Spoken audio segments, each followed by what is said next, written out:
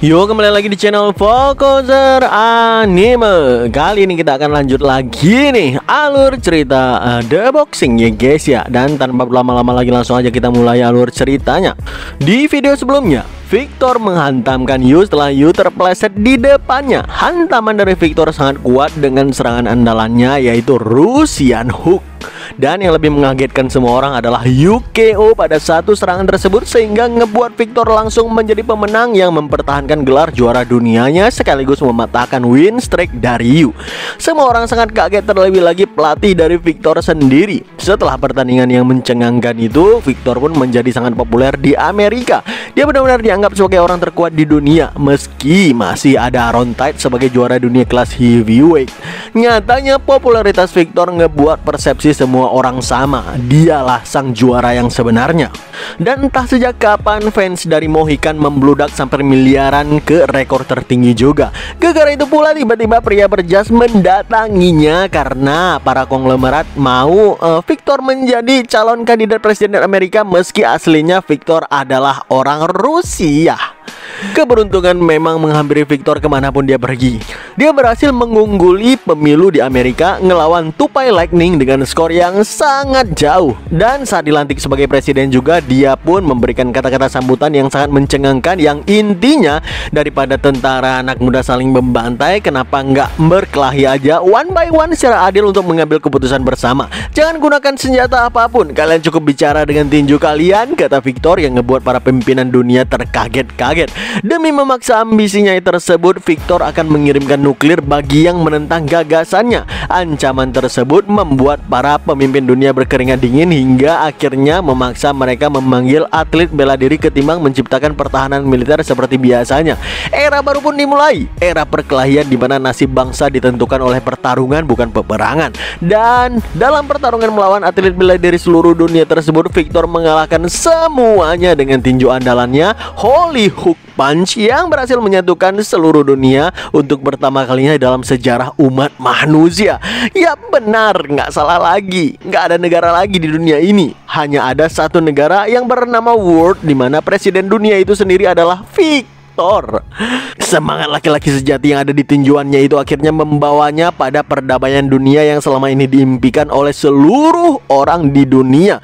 Sayang perdamaian itu nggak berlangsung dengan lama karena tiba-tiba dia mendapatkan laporan kalau alien dari luar angkasa mengancam akan menguasai bumi. Sebagai orang terkuat di bumi, Victor lah satu-satunya orang yang terbang ke luar angkasa dengan menaiki roket untuk mengalahkan alien itu. Dialah presiden bumi, seorang Mohican yang paling merasa bertanggung jawab untuk semua penggemarnya. Tapi sebelum sampai di pesawat alien, tiba-tiba dia mendengarkan seseorang yang mengucapkan angka 7, 8, 9. Sang legenda bumi mau menorehkan dirinya sebagai orang terkuat di alam semesta. Ternyata itu semua cuma mimpi dari Victor yang tergeletak nyaris pingsan di atas kanvas. Kampret lah. Ring tinju pun berbunyi sebagai tanda Victor kalah KO dari Yu. BTW gimana ceritanya nih, kok bisa Victor tergeletak di kanvas? Ketika mereka saling dash ke depan, memang Yu sempat terpeleset di depan Victor, sehingga dengan kepercayaan tingkat tingginya Victor langsung melancarkan Russian Hook-nya. Tapi lawannya adalah Yu. Yu mengingat dengan counter yang gak masuk akal dari Ryu Baeksan terhadap Injay beberapa tahun yang lalu. Hal tersebut menginspirasinya untuk melakukan teknik counter yang sama. Tapi tentu aja counter Yu yang sekarang berkecepatan dan berpower yang jauh berkali lipat dari Ryu Baeksan, yang membuat hantaman pukulannya menggelegar di seluruh arena. Victor yang terkena counter keajaiban itu pun dirahangnya terhempas jauh ke tepi tali ring, dan itulah yang membuatnya KO menuju alam mimpi dengan halu yang gak masuk akal. Nyatanya Grigorev Victor, juara dunia kelas cruiserweight, kalah telak setelah langsung KO dengan durasi waktu 1,1 detik di awal pertandingan. Dengan kekalahan Victor tersebut, akhirnya Andreu bisa tersenyum dengan lebar setelah sekian lama menunggu. Beberapa menit kemudian Victor pun tersadar. Victor nanya, apa aku kalah? Andre ngeluarin unek-uneknya yang tertahan selama ini dan dia bilang, Ya kau kalah lah blok. Mau bilang apa lagi sekarang? Kekuatan alam dalam tinjuanmu? Bodoh. Ini adalah pertandingan perebutan gelar tersingkat dalam sejarah. Dasar Mohikan gila. Terus Victor nanya lagi, tapi seru bukan? Dengan tersenyum Andre ngejawab, sebenarnya pertandingan tadi memang lumayan seru sih, walaupun cuma 1 detik. Victor pun mendatangi dan menyalami Yu sebagai penghargaan pada pemenang. Tapi tiba-tiba Victor merasa aneh ngelihat raut muka Yu yang sama sekali nggak senang setelah memenangkan juara dunia. Dia pun nanya secara spontan, kau nggak usah main tinju kalau kau nggak menyukainya. Tapi kata-kata dari Victor itu langsung di-cut oleh Kei dan menepis tangannya sambil bilang, sebagai atlet yang kalah kau terlalu lama berdiri di atas ring, Bung. Peter yang menonton pertandingan itu bilang dalam hati, ini adalah orang keempat. Dia udah mengalahkan para juara yang disebut sebagai petinju terhebat dunia. Selama ini kita mengira kalau Victor adalah petinju yang mengandalkan keberuntungan, padahal sebenarnya dia mengandalkan taktik untuk berdiri lagi ketika terjatuh. Russian hook yang diremehkan itu bisa menjadi kekuatan untuk bertahan dan menyembuhkan diri. Meski udah terkena pukulan berat sekalipun, dia nggak peduli dan berdiri lagi beberapa kali. Itu adalah bukti kalau dia udah melewati batasan manusia biasa. Batasan itu pun sebenarnya dibantu oleh Andrei Vlanchenko yang melengkapi fisik Victor dengan semua metode latihannya yang dia butuhkan, pertahanan dan pemulihan yang luar biasa, serta kekuatan tinju yang bisa menumbangkan lawannya. Andai Victor adalah atlet yang bertanding dengan cara yang normal, dia pasti bisa menjadi lawan yang sebanding dengan monster yang bernama Aaron Tide. Dengan kemunculan monster baru yang mengalahkan Victor itu, akhirnya pertandingan yang udah dinanti-nantikan semua penggemar tinju akan tiba sebentar lagi. 2 monster terhebat dalam sejarah tinju. Pertandingan antara mereka berdua. Kei pun udah gak sabar bisa ngelawan mantan anak didiknya yang terkuat untuk memenuhi ambisinya. Dan di saat yang sama juga Aaron Tide ternyata menyaksikan pertandingan Yu barusan dari lantai 2 arena. Dengan wajah kesal dia menelpon istrinya agar memanggil wartawan untuk konferensi pers besok. Siapa sangka dalam konferensi pers itu Aaron Tide bilang, saya katakan sekali lagi, mulai hari ini saya mengundurkan diri dari profesi atlet saya dan berhenti dari dunia tinju. Tentu Kei sedikit tertegun kaget dikit aja dengan kata-kata itu ketika menonton konferensi pers tersebut dari layar televisi. Para wartawan yang terlihat sangat kaget dengan keputusan pensiun dadakan dari Aaron. Apalagi banyak penggemar tinju yang sangat menantikan pertandingan dengan Yu. Namun Aaron udah bulat dengan keputusannya. Dia mengaku gak ada lagi yang bisa membuatnya menyesal dalam dunia tinju setelah pensiun ini. Dengan tegas dia menyatakan gak mau lagi menjadi tontonan orang lain. Konferensi pun ditutup sampai di situ. Tapi Kei yang menonton malah tersenyum dan bilang dalam hatinya,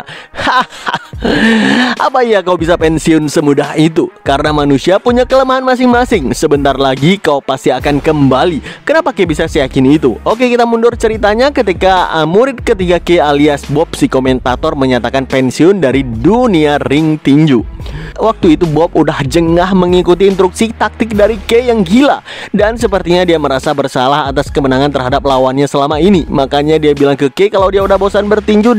Dan saat itulah karir komentatornya dimulai. Kehilangan Bob sebagai asuhan terbaik nggak memadamkan ambisi Kei. Dia langsung mencari murid keempat yang bernama Jason. Dan dalam waktu yang singkat Jason pun bisa menjadi petinju yang sangat hebat. Sayang temperamennya yang liar membuat dia nggak bisa mengontrol emosi. Makanya saat pertandingan udah dinyatakan selesai oleh wasit, Jason masih aja memukuli lawannya dengan sadis. Hal ini membuatnya dijebloskan ke penjara. Tapi berkat popularitasnya, Jason dibebaskan sebagai tahanan rumah dengan jaminan nggak boleh lagi ikut tinju secara permanen. Kehilangan murid keempat pun nggak membuat Kei putus asa. Dia malah keliling dunia demi mendapatkan atlet kelimanya. Hingga suatu hari Kei mengobservasi seorang petinju Inggris yang katanya sangat berbakat. Dia memperhatikan dominasi petinju tersebut pada lawan sparringnya. Tapi sayang Kei menganggap atlet-atlet yang dia temui ini sama sekali nggak terlalu mencengangkan. Biasa aja lah intinya. Nggak ada hal luar biasa dari mereka. Mereka hebat tapi hanya sebatas itu. Sebagai pelatih yang udah membesarkan para atlet yang mempunyai potensi melebihi bakat, selama ini didikan Kei udah menjadi atlet tinju terkuat di era mereka masing-masing. Terutama Bob dan Jason yang Kei didik sebagai murid ketiga dan keempat. Kei mengakui keduanya adalah atlet yang sangat baik. Tapi rasa-rasanya keinginan terdalam Kei belum juga didapatkan, yaitu sesuatu yang melebihi manusia. Di suatu sore terlihat Kei menaiki sebuah taksi. Dan ketika Kei ngelihat bobot dan tubuh supir taksi itu, dia langsung menanyakan mengatakan, badanmu terlihat luar biasa, kau olahraga apa? Dan ternyata supir taksi itu adalah Aaron Tait. Aaron Tait ngejawab, saya nggak pernah olahraga apapun pak. Kedanya lagi, apa kau mau belajar boxing? Aaron Tait kembali ngejawab, maaf pak, tapi saya nggak mau memukuli orang lain, meskipun itu adalah sport sekalipun. Dalam hati Kay bilang, ternyata dia orang yang membosankan. Berhubung jalan di London itu macet, Aaron meminta izin kepada Kay untuk mencari jalan tikus juga. Namun tiba-tiba di jalan tikus yang mereka lewati ternyata ada seorang pria yang sedang mengancam wanita dengan pisaunya. Aaron meminta Kay tunggu sebentar di dalam mobil sambil menelpon polisi. Sedangkan dia turun dari mobil menuju ke tempat si penjahat jalanan tersebut.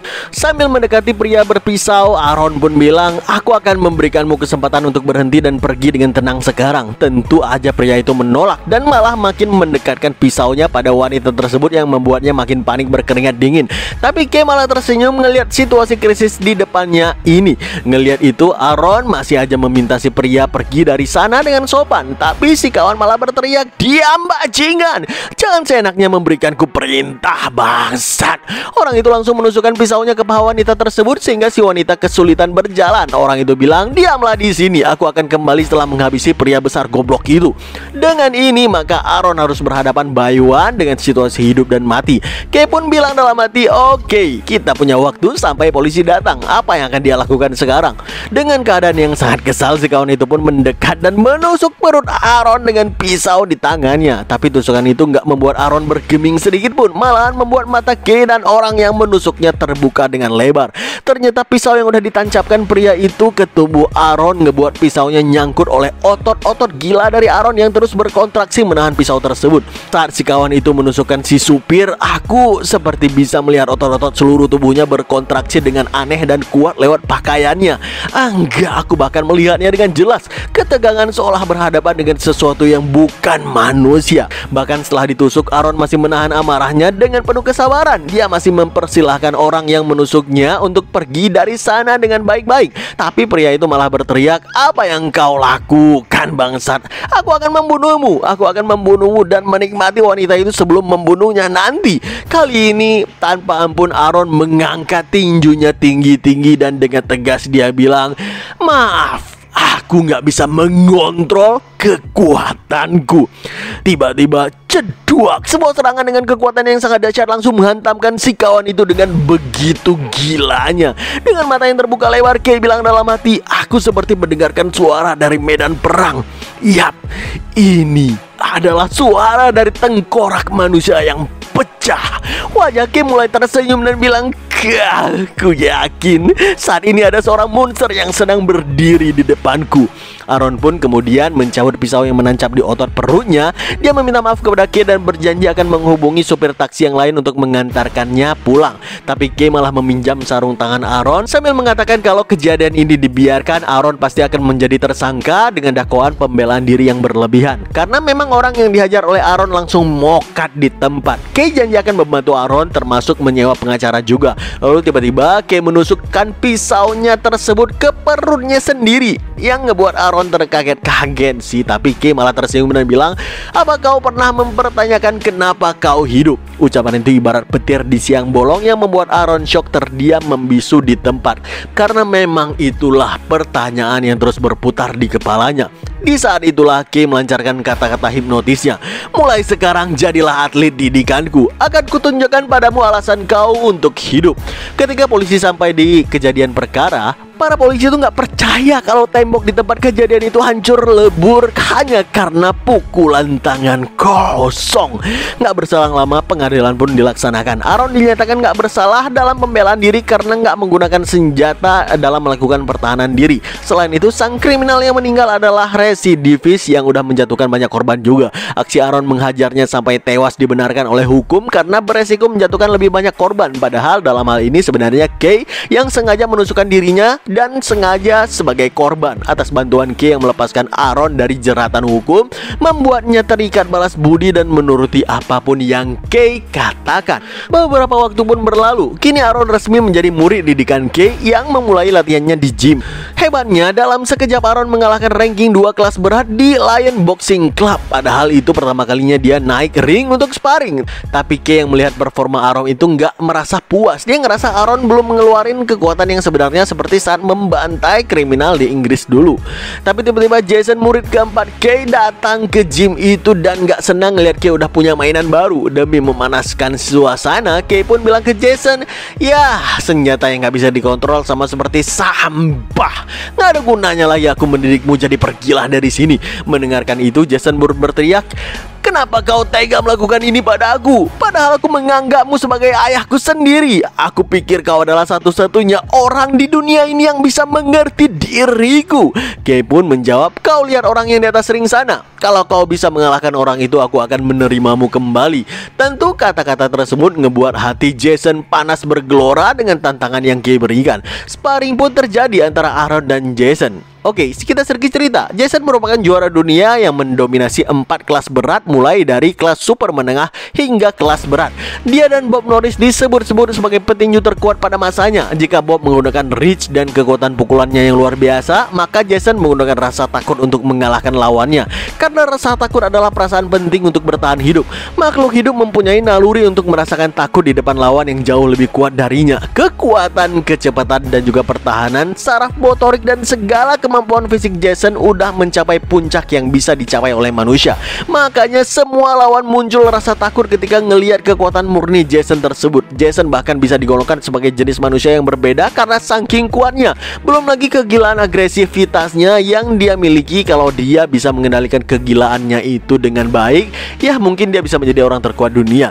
Ketika Jason menaiki ring tinju, orang pada berbisik-bisik, "Woi, seriusan Aaron akan melawan Jason? Aaron kan baru memulai tinju hari ini. Bukankah ini gawat untuknya?" Dan bahkan Aaron sebagai wasit bilang pada keduanya agar menganggap sparring ini sebagai pertandingan sungguhan sesuai permintaan Kay. Makanya mereka pun berdua diminta bertanding dengan serius. Begitu sparring dimulai, tanpa basa-basi Jason langsung melancarkan rentetan tinjuan keras andalannya yang selama ini berhasil membuat dia menjadi juara dunia. Tinjuan itu benar-benar cepat dan gak terlihat, sampai-sampai membuat penonton di sana berkeringat dingin. Namun siapa sangka rentetan tinju pamungkas dari Jason tersebut nggak membuat Aaron bergeming sedikit pun. Padahal posisinya sangat terbuka tanpa guard sama sekali. Dia menahan semua pukulan bombastis Aaron dengan seluruh area badannya. Hebatnya dia nggak mendapatkan damage sedikit pun dari kombinasi serangan tersebut. Justru Jason lah yang langsung kelelahan dan berkeringat banyak setelah ngelihat ketahanan tubuh Aaron yang sangat luar biasa. Tiba-tiba Jason bergetar takut merasakan aura intimidasi dari Aaron yang sangat pekat itu. Dengan gelagapan Jason nanya, "Siapa kau sebenarnya?" Tapi Aaron hanya menjawab, "Maaf." Dan saat itu posisi Jason udah berada di sudut ring sehingga dia sama sekali gak bisa bergerak lagi. Jason melihat keluar ring ke tempat Kay berada. Dia mengingat semua yang Kay lakukan dulu, memungutnya dari jalanan dan bahkan menjadikannya sebagai juara dunia. Jason benar-benar udah menganggap Kay sebagai ayahnya sendiri. Dia sangat patah hati ketika ngelihat Kay tersenyum senang saat ini. Di saat dia sadar Kay memang hanya memanfaatkannya sejak awal. Senyuman Kay itu bukanlah untuk menyemangatinya, melainkan menginginkan eksekusi kematiannya. Dan ceduak, tinju yang sangat kuat langsung menghantamkannya sampai pingsan dan ambulan langsung disiapkan untuk membawa Jason ke rumah sakit. Sambil tersenyum licik, Kay bilang dalam hati, "Alasan hidup adalah untuk mengalahkan mereka. Kau terlahir untuk menjadi pemenang. Kau terlahir untuk memiliki kekayaan melimpah dan mendapatkan kehormatan. Kau terlahir untuk meraih puncak tertinggi yang bisa dimiliki oleh manusia." Seiring waktu berjalan, Aaron Tait memenangkan gelar dunia kelas beratnya. Kembali ke timeline yang sekarang, Aaron Tait yang baru aja menyatakan pensiun dari dunia tinju, nyatanya hatinya hampa seolah merasakan kekosongan setelah selama ini dia selalu berlatih dengan cukup intens. Makanya entah kenapa tiba-tiba Aaron lari pagi lagi seperti biasa, persis seperti yang Yu lakukan saat ini. Jujur Aaron sangat senang dengan latihan fisik karena membuat badannya segar bugar setiap hari. Meski begitu hatinya masih aja mengganjal. Rasa-rasanya seperti ada yang hilang. Makanya dia buru-buru pulang ke rumah untuk membuat hatinya teguh pada keputusannya untuk pensiun. Tapi di tempat yang lain terlihat Yu berlatih dengan begitu keras untuk menghadapi Aaron Tait. Kay yakin 100% Aaron akan kembali. Kenapa dia sangat yakin? Kita akan tahu nanti. Saat ini Aaron menyempatkan dirinya pergi bersama istri dan anaknya ke taman bermain demi memberikan kebahagiaan untuk keluarganya. Sementara itu Kay ngelihat tubuh Yu makin padat dan membesar sehingga kini dia juga udah bersiap untuk ke kelas berat. Siapa sangka saat malam hujan deras datang, tiba-tiba Carmen mengetuk pintu rumah Aaron yang membuat dia dan istrinya sangat kaget. Carmen datang sambil menangis dan curhat kepada Aaron dan juga istrinya. Dia menceritakan semuanya yang Kay lakukan dan Ryu sebagai korbannya. Lalu Carmen pun bilang, "Aaron, tolong, bisakah Anda menerima tantangan sebagai lawan terakhir dari atlet Yu? Satu kali saja. Kalau atlet Yu kalah kali ini, maka rasa penasaran Kay kepada Yu pasti akan menghilang. Saya mohon tolong selamatkan Yu." Yap, di sini Kay udah memprediksi semuanya, dimana dia yakin kalau Carmen yang sangat peduli dengan Yu pasti akan mendatangi Aaron dan memohon kepadanya untuk menerima tantangan dengan tujuan menyelamatkan Yu darinya. Tentu mendengarkan ucapan Carmen ini membuat Aaron terdiam membisu dalam dilema. Dan itulah kelemahan Aaron sejak dulu yang diketahui Kay. Aaron adalah manusia baik yang gak bisa membuang perasaannya, apalagi jika orang lain tertindas. Hatinya yang jernih selalu ingin menolong orang lain. Sebelumnya Aaron mengira kalau Yu adalah seorang psikopat yang membantai lawannya tanpa ampun dan menjadi boneka Kay. Tapi setelah Carmen menceritakan segalanya kepada Aaron, barulah dia sadar Yu merupakan korban yang harus diselamatkan dari Kay. Aaron pun bilang ke istrinya, "Kalau aku menerima tantangan pertandingan itu, Kay akan mendapatkan yang dia mau." Istri Aaron ngejawab, "Sebenarnya aku lebih suka kau seperti ini, pensiun dari dunia tinju. Tapi sama seperti waktu kau menolongku dari kriminal. Mereka juga memerlukan bantuanmu. Tolonglah mereka, bertandinglah. Aku akan mendukungmu. Jangan sampai kalah demi mereka dan demi kita juga," kata sang istri yang menguatkan hati Aaron untuk menerima tantangan tersebut. Makanya keesokan harinya Aaron langsung mengadakan konferensi pers yang menyatakan, "Saya akan kembali sekali lagi. Ini adalah pertandingan terakhir saya. Saya akan memenangkan pertandingan dan mempertahankan gelar kelas berat melawan atlet Yu. Dan setelah itu saya akan pensiun," kata Aaron yang membuat Kay tersenyum karena semuanya berjalan sesuai rencana.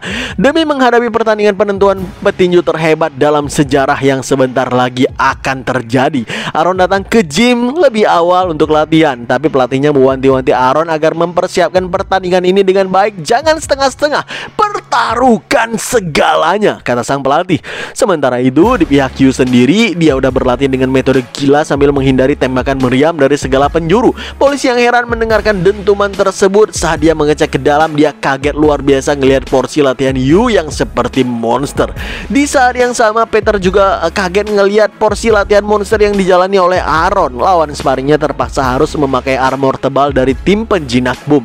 Meski begitu, tentu aja tinju Aaron yang terlalu kuat sampai menyakitkan orang yang memakai armor, yang menimbulkan suara ledakan setiap kali tinjunya mengenai lawan di sparringnya itu. Waktu pun berlalu dengan cepat. Baik Yu maupun Aaron gak pernah berhenti berlatih dengan intens setiap harinya. Hingga suatu hari Yu mendatangi dokter hewan karena kucing kesayangannya udah sakit-sakitan. Kata dokter, Yu harus bersiap kehilangan. Kucingnya udah hidup terlalu lama. Mungkin kalau disamakan dengan usia manusia, kucingnya udah hidup selama 100 tahun untuk ukuran umur manusia. Mungkin ada alasan bagi si kucing ini untuk terus bertahan hidup selama ini. Di saat Yu harus bersiap menghadapi kehilangan, Aaron seperti biasa bisa menjalani kehidupan bersama istri dan anaknya dalam keadaan bahagia hingga akhirnya hari penentuan takdir pun tiba. Kay pun bilang ke Yu, "Waktu kau berlatih pertama kali di gym ini, apa kau ingat aku pernah bilang jangan sampai terkena pukulan sampai kau berhenti dari tinju? Gak peduli seberapa besar kau udah membangun staminamu, tapi kondisi fisikmu ini bukanlah fisik yang bisa menahan pukulan kelas berat. Lawanmu kali ini adalah Aaron Time. Kalau dalam pertandingan ini kau kena pukulannya sekali saja, itu gak akan hanya membuatmu kalah dalam pertandingan. Ingat ini baik-baik, ketika tinjunya mengenaimu dengan telak, kau akan mati. Jadi habisi dia sebelum dia menghabisimu." Tiba-tiba Yu menjawab, "Kucing. Di rumah saya ada seekor kucing." Tolong rawat dia kalau saya mati di pertandingan ini. Baiklah, apa ada kata-kata terakhir lainnya? Tanya Kay sekali lagi. Yu hanya menjawab singkat, enggak ada. Dan setelahnya mereka pun memasuki arena tinju dan menentukan petinju terkuat. Seiring Yu memasuki arena pertandingan, para penonton nggak berhenti bersorak untuknya. MC pertandingan pun bilang, akhirnya hari yang kita tunggu-tunggu datang. Pertandingan di mana petinju terhebat dunia atau mungkin terhebat di alam semesta akan lahir. Pertandingan gelar kelas berat dunia, Yu versus Arontide. Dua atlet yang dinilai sebagai petinju terkuat yang pernah ada. Siapakah yang akan merebut gelar ini? Pertandingan antara kedua atlet ini resmi dimulai. Siapakah yang akan merebut gelar ini?